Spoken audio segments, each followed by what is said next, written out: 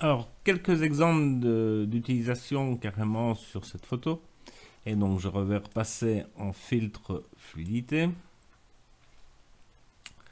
Alors, si on veut retoucher une courbure de l'œil, par exemple, si on veut retoucher ceci, en fait, il faut prendre plus ou moins un diamètre de ce qu'on veut bouger.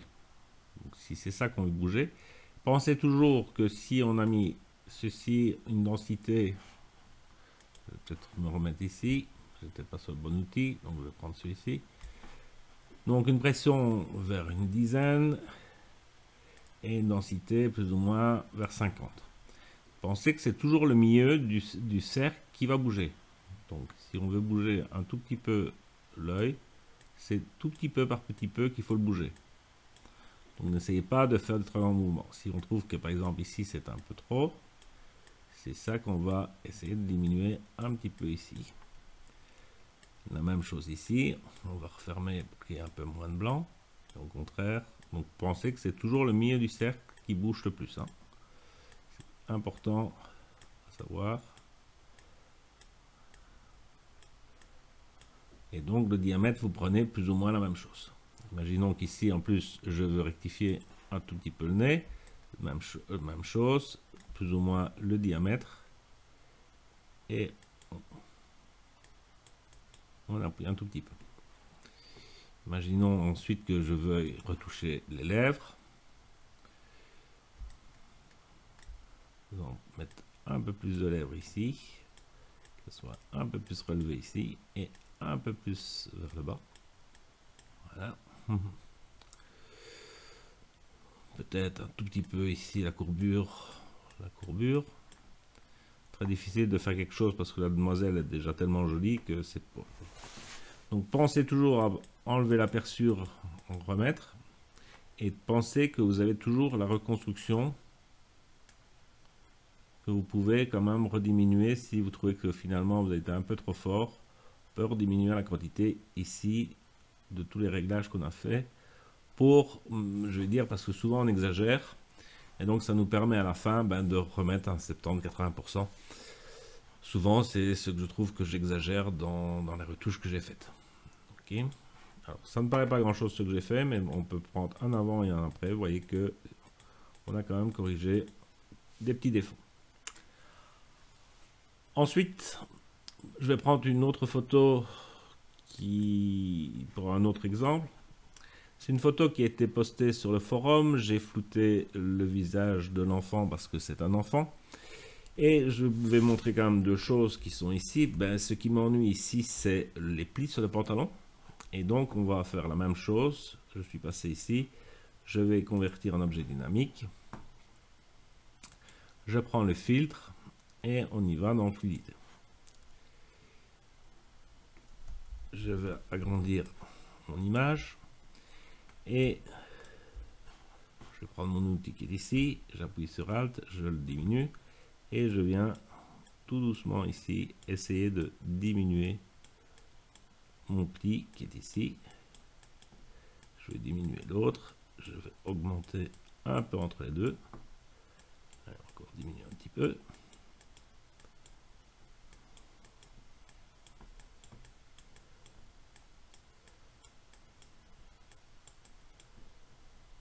Peut-être prendre un tout petit peu plus grand.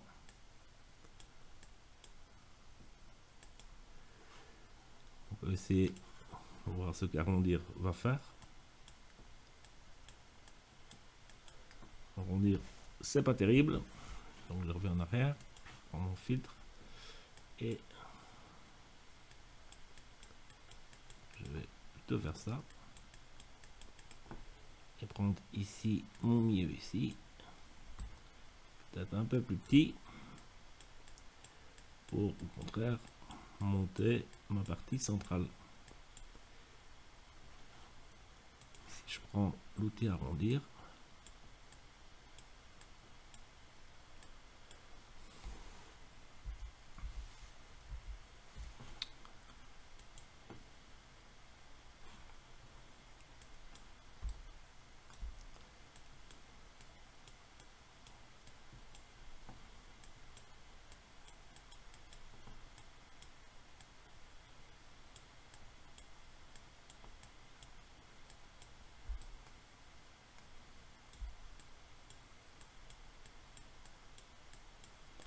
Oui, c'est un travail de patience par petites retouches. Mais on arrive à, je vais dire, diminuer les plis. Si on regarde en avant, après, on arrive quand même à diminuer les plis. Même chose ici, les plis sur le côté. On peut essayer, donc, si c'est pas assez, on peut toujours augmenter un peu la pression. Que ça aille un petit peu plus vite.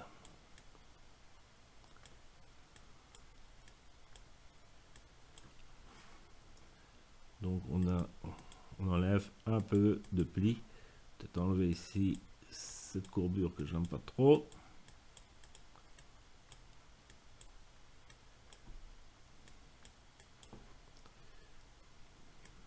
On va toucher un petit peu ici. Alors, on a l'outil de contraction.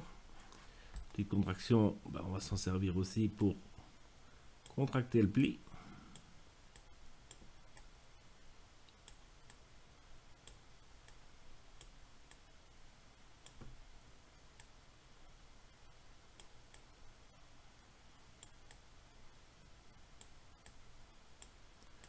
Alors le fait d'avoir contracté, si on veut s'amuser jusqu'au bout, on pourrait très bien par après reprendre un outil, l'outil tampon et venir carrément les effacer. Vous voyez que j'ai fait ici un petit pli ici, ben je vais essayer de remettre à peu près en état ici, peut-être qu'on va diminuer un peu ici et augmenter un petit coup ici. On va avoir un aperçu, vous voyez qu'on a diminué ces plis et qu'on pourrait même effacer par après avec un tampon. Alors, on avait par exemple ici chez notre demoiselle, ici le cou qui était fort tendu. On peut s'amuser avec la même chose, toujours le même outil ici au milieu, d'essayer de redonner un peu moins de tension dans le cou.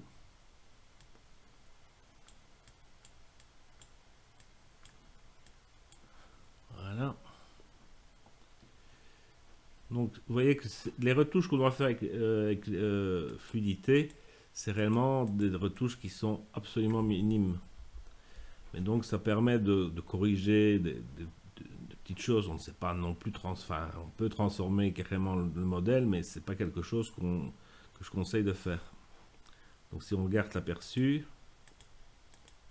vous voyez, voilà ce que ça donne. Donc c'est évidemment s'amuser, mais on a corrigé certains petits défauts de cette manière. Un vêtement qui tombe mal ou des choses comme ça. L'outil donc fluidité permet de corriger ça aussi.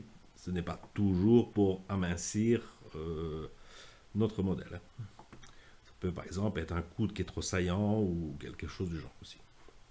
Bon ben voilà pour l'outil fluidité, la troisième partie.